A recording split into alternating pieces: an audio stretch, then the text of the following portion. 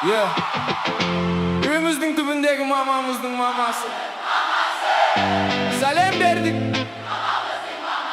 Сыйлаймыз. Жағдайым жақсы. Ақыл бермеші. Ремонт істедік осы жақында. Обой жабыспады тағы да. Жағдайым жақсы. Ақыл бермеші. Ремонт істедік осы жақында. Обой жабыспады тағы да. Менің шаруам мәшіні түзу керек, май ауыстыру керек. Басқа дым шаруа жоқ бізде, ауылда не істейсің басқа. Ана обой жабыстырып жатқан кезде мен мәшіне жуамын.